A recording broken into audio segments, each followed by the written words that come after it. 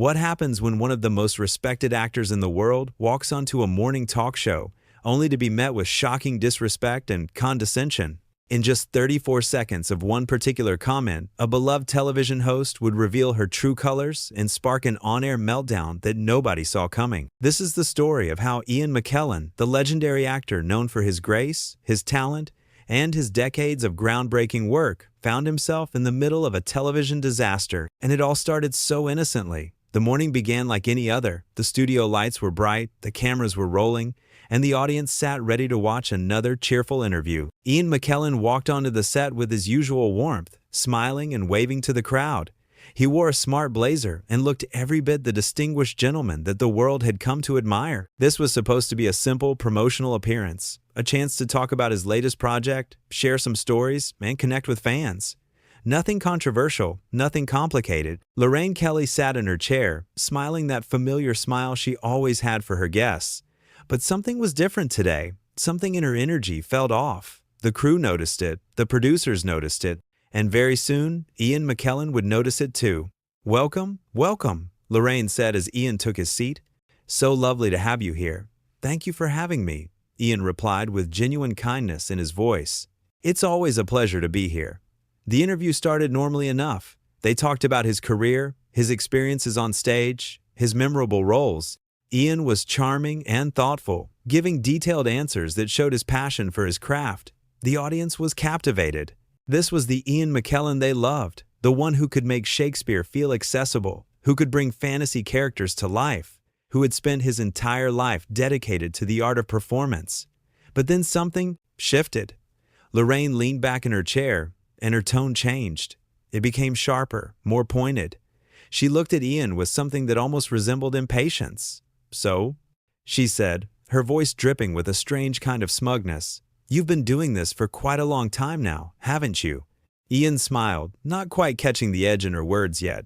"Yes, I suppose I have. Nearly 6 decades now." "6 decades," Lorraine repeated, and she laughed. But it wasn't a warm laugh. It was the kind of laugh that made everyone in the studio uncomfortable. "That's quite a lot, isn't it? I mean, don't you think it's maybe time to, let some of the younger actors have their moment?" The audience went quiet. The crew members exchanged glances. Had she really just said that? Ian's smile faltered for just a moment. He processed the comment, trying to give her the benefit of the doubt. "Well, I think there's room for everyone in this industry. Young actors and experienced actors both bring something valuable." Sure," Lorraine said dismissively, waving her hand as if swatting away his words. "But I'm just saying, you've had your time in the spotlight, haven't you? Maybe it's a bit selfish to keep taking up all these big roles when there are so many fresh faces waiting for their chance." The atmosphere in the studio became tense. This wasn't playful banter. This was something else entirely. Ian sat up a bit straighter, his expression becoming more serious. "I don't believe I'm taking anything from anyone," he said carefully. "I work on projects that interest me, and I'm grateful that people still want to work with me. But I've never blocked anyone's path." Lorraine laughed again, that same uncomfortable laugh. "Oh, come on now. You can't possibly think that having the same old faces in every major production is good for the industry. People want something new, something exciting. Not the same tired performances from people who've been around forever." Tired performances. The words hung in the air like a slap. Ian's eyes widened slightly. The insult was clear now. This wasn't a misunderstanding or a poorly worded question. This was deliberate. "I'm sorry," Ian said, his voice still controlled but with a noticeable edge. "But I think you're being quite unfair. I've never phoned in a performance in my life. Every role I take, I give everything I have." "I'm sure you think that," Lorraine said with a condescending smile. "But let's be honest, at a certain age, the passion just isn't there anymore, is it? You're just going through the motions, collecting your paycheck and blocking opportunities for people who actually have something new to say." The audience gasped. Some people shifted uncomfortably in their seats. This had crossed a line, and everyone knew it. Ian took a deep breath. He was a professional. He had dealt with difficult interviews before. But this was something different. This was a host who seemed determined to belittle him on national television. "Lorraine?" he said, his voice steady but firm. "I have to say, I'm quite surprised by this line of questioning. I came here to talk about my work, not to be told that I should retire." "Well, maybe someone needs to tell you, Lorraine shot back, her voice rising. Because clearly nobody else has the guts to say it. You're past your prime. You're taking roles away from younger actors who deserve them more. And honestly, watching you try to keep up with the demands of modern productions is just sad. Sad. She had called him sad. The crew was frozen. The producers in the control room were frantically trying to figure out what to do. This was spiraling out of control, and it was happening live. Ian's jaw tightened. His hands, which had been resting calmly on the armrests, now gripped them slightly. He was a man known for his composure, his eloquence, his ability to handle any situation with grace. But everyone has a breaking point. I have. Spent my entire life, Ian said, his voice low and intense, dedicated to this craft. I've worked with the greatest directors, the most talented actors, and I have given everything I have to every single role. I have broken barriers, I have fought for representation, and I have never, not once, taken my position for granted. For you to sit there and tell me that I'm taking opportunities away from others, that I'm just going through the motions, that watching me work is sad, that is not only disrespectful to me, but it's disrespectful to everyone who has supported my career and believed in my work. Lorraine rolled her eyes. Oh, here we go, she said mockingly. The big dramatic speech, very theatrical. I suppose that's what you do best, isn't it? Make everything about your feelings and your career and your legacy. But what about being realistic? What about accepting that your time is up? My time is up, Ian repeated, his voice rising now. My time is up? Who are you to decide that? Who are you to sit in that chair and tell me, or anyone, when their time is up? I'm the host of this show, Lorraine said sharply, and I have every right to ask the questions that need to be asked. If you can't handle a little bit of honesty, then maybe you shouldn't be doing interviews anymore. Honesty? Ian said, his voice now filled with disbelief. You call this honesty? This isn't honesty. This is cruelty. This is you using your platform to tear someone down for absolutely no reason. I'm not tearing you down, Lorraine insisted, but her voice was defensive now. I'm just saying what everyone is thinking, that you're clinging to relevance, that you're desperate to stay in the spotlight, that you can't accept that younger, more talented actors are coming up and you're being left behind. More talented? She had said more talented? The audience was completely silent now. Some people looked angry, others looked shocked, but everyone was waiting to see what would happen next. Ian stood up. Slowly, deliberately, he removed his microphone and placed it on the chair beside him. His movements were calm, but his face showed the depth of his anger and hurt. I came here today, he said, his voice shaking slightly with emotion, expecting to have a pleasant conversation about my work. Instead, I've been insulted, dismissed, and disrespected in ways I never imagined possible. You have questioned my talent, my relevance, my right to continue working in the field I have dedicated my life to. And you have done all of this on live television, in front of an audience, without any provocation whatsoever. Oh, don't be so dramatic, Lorraine said, but her voice had lost some of its confidence. She seemed to be realizing, perhaps for the first time, that this was not going according to plan. Dramatic, Ian said, his voice rising to a level rarely heard from the usually composed actor. You attack me on your show, you call my work tired and sad, you tell me I'm taking opportunities from others and that I'm past my prime, and you expect me to just sit here and take it? What kind of person are you? Lorraine's face flushed red. I'm doing my job. I'm asking tough questions. Tough questions? Ian laughed, but it was a bitter laugh. There's a difference between tough questions and cruelty. There's a difference between journalism and bullying. And what you have done here today is nothing short of bullying. Now wait just a minute, Lorraine said, standing up from her chair. You don't get to come on my show and accuse me of bullying. I have been nothing but professional. Professional? Ian's voice was incredulous.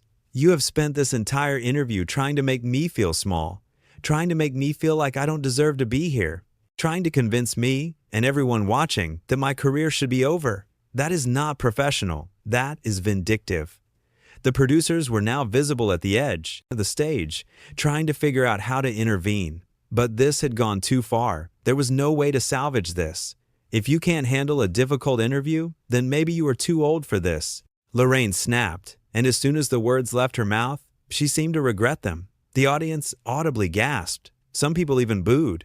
Ian stared at her for a long moment. The hurt in his eyes was evident. This was a man who had faced discrimination, who had fought for acceptance his entire life, who had overcome countless obstacles to become one of the most celebrated actors in the world. And now, on a morning talk show, he was being told he was too old, too irrelevant, too much. "I'm done," Ian said quietly. "I'm done with this interview.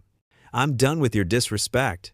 And I'm done trying to remain civil in the face of such hostility." He turned to walk off the stage. "Where do you think you're going?" Lorraine called after him, her voice now tinged with panic. "We're not finished here." Ian stopped and turned back to face her. "Yes, we are. We are absolutely finished. I will not sit here and allow you to treat me this way. I have more respect for myself than that. You can't just walk off my show," Lorraine said, her voice rising in pitch. "That's unprofessional." "Unprofessional?" Ian repeated, his voice filled with disbelief. "You have spent the last 15 minutes insulting me, and you want to talk about professionalism? You have some nerve." Lorraine's face was now bright red. She looked at the producers, at the crew, at the audience, trying to find support. But nobody was on her side. The looks on people's faces made that clear. "Fine," she said, her voice brittle. "If you want to throw a tantrum and storm off like a child, then go ahead. Just proves my point that you can't handle criticism." Ian stopped walking. He turned back one more time, and when he spoke, his voice was calm again, but filled with a quiet fury. "Criticism," he said slowly, "is when someone offers constructive feedback to help you improve. What you did today was not criticism, it was an attack. You questioned my talent, my relevance, my right to work. You called my performances tired and sad. You suggested I was being selfish by continuing to act. You told me I was past my prime and that more talented actors were leaving me behind.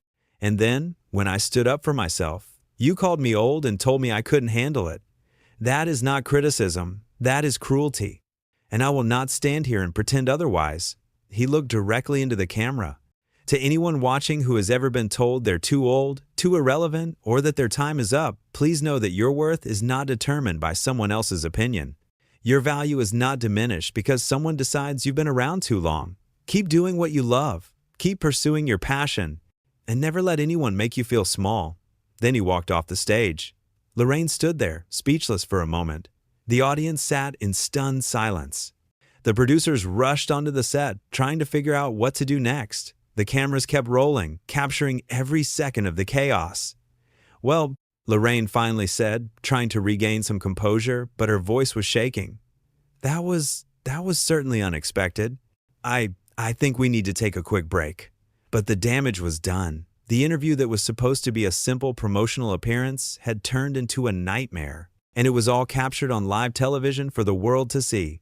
As Ian McKellen walked through the backstage area, crew members stepped aside, their faces showing a mix of sympathy and admiration. Some wanted to apologize, to express their support, but Ian simply nodded politely and kept walking. He had said what needed to be said. He had stood up for himself in a moment when he could have easily backed down or tried to smooth things over. Back in the studio, Lorraine sat in her chair, the color slowly returning to her normal complexion. She looked rattled, her confidence completely shattered. The producers were in her ear, but she seemed barely able to focus on what they were saying. The audience began to murmur among themselves. Some were pulling out their phones, already typing messages about what they had just witnessed. This was going to be everywhere within minutes. Social media was about to explode. We're back," Lorraine said when the show returned from the break, but her voice lacked its usual energy. "That was, well, I'm sure you all saw what happened." Ian McKellen decided to leave the interview. I was simply asking questions that I felt were relevant, and unfortunately, he didn't appreciate that approach." But even as she tried to justify her actions, it was clear that she knew she had made a mistake. Her attempts to paint herself as the victim, as the journalist just doing her job, fell flat. Everyone had seen what happened. Everyone had heard what she said. The rest of the show continued, but the energy was completely off. Lorraine stumbled through her remaining segments, her usual charm and charisma nowhere to be found. The crew worked mechanically, going through the motions, but the atmosphere was heavy with the weight of what had transpired. In the green room, Ian collected his belongings. His hands were still slightly shaking from the adrenaline, from the emotion of the confrontation. He was not someone who enjoyed conflict. He was not someone who sought out drama. But he also was not someone who would allow himself to be disrespected without standing up for himself. A young production assistant approached him tentatively. "Mr. McKellen," she said quietly, "I just wanted to say, I thought you handled that with incredible grace." What she said to you was completely out of line. Ian smiled at her, a genuine smile despite the circumstances. "Thank you, dear. That's very kind of you to say. A lot of us back here were really upset by how she treated you," the assistant continued. "We couldn't believe what we were hearing. You're a legend, and you didn't deserve any of that." "Well," Ian said gently, "I appreciate your support. But I hope people remember that this isn't about me being a legend or having a certain status. This is about basic human respect. Everyone deserves to be treated with dignity, regardless of their age or their position or anything else." The assistant nodded, clearly moved by his words. "Still, I'm glad you stood up for yourself. A lot of people would have just sat there and taken it."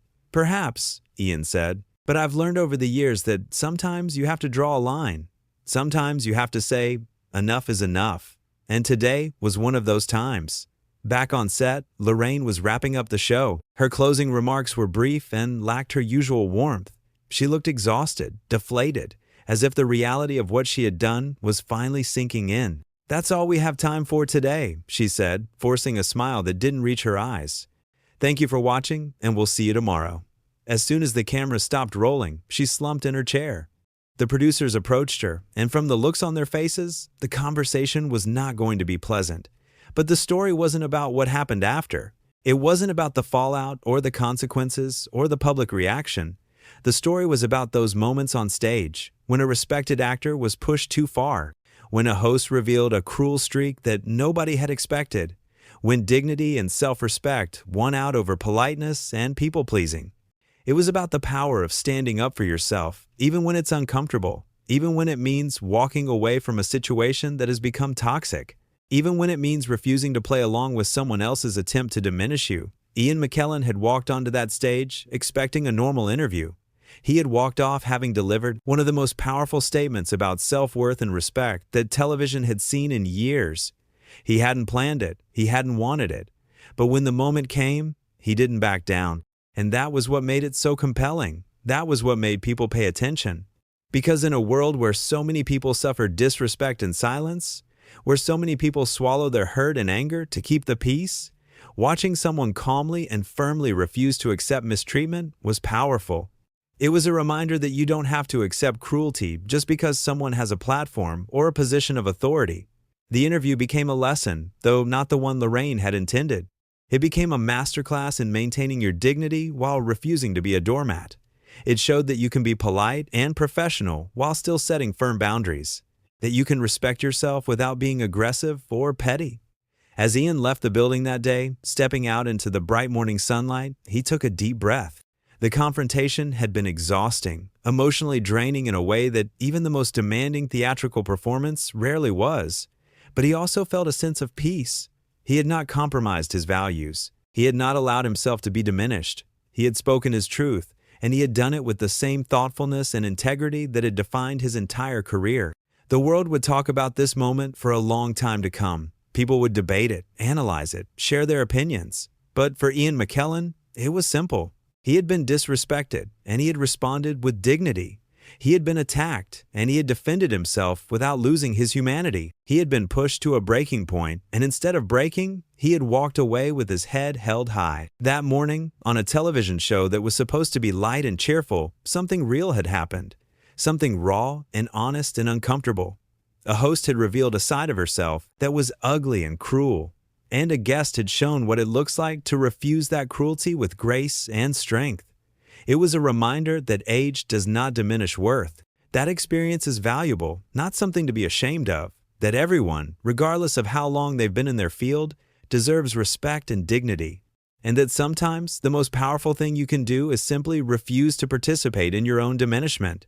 The cameras had captured it all. Every word, every expression, every moment of tension.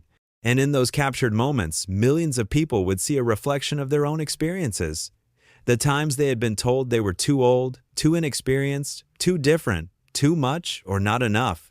The times they had been made to feel small by someone who should have treated them better. The times they had wanted to stand up for themselves but weren't sure if they could, and they would see that it was possible. That you could stand up for yourself, that you could walk away from disrespect, that you could maintain your dignity even in the face of someone determined to take it from you. This was the power of that morning, not in the scandal or the drama or the shock value, but in the simple, profound act of one person saying no.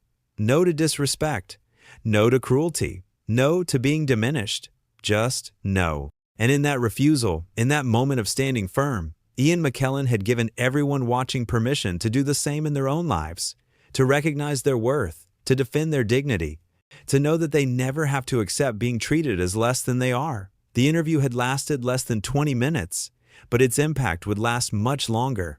Because sometimes, all it takes is one person refusing to accept the unacceptable to remind everyone else that they have that right too, that they have that power, that they don't have to sit there and take it, no matter who is dishing it out. Ian McKellen had come to the show as a guest. He had left as something more, a symbol of self-respect, of dignity, of the courage it takes to walk away from a situation that has become untenable. And while he would probably have preferred a pleasant, uneventful interview, what happened instead became something far more meaningful. It became proof that you should never underestimate the importance of treating people with respect, that positions of power come with responsibilities, not just privileges, that a platform should be used to lift people up, not tear them down, and that when those principles are violated, there will be people who refuse to play along. The studio was empty now, the lights dimmed, the cameras off. But what had happened there that morning would echo far beyond those walls. In living rooms and offices and coffee shops, people would discuss it. Some would defend Lorraine, though they would be few. Most would stand with Ian, recognizing in his response their own suppressed desire to stand up for themselves.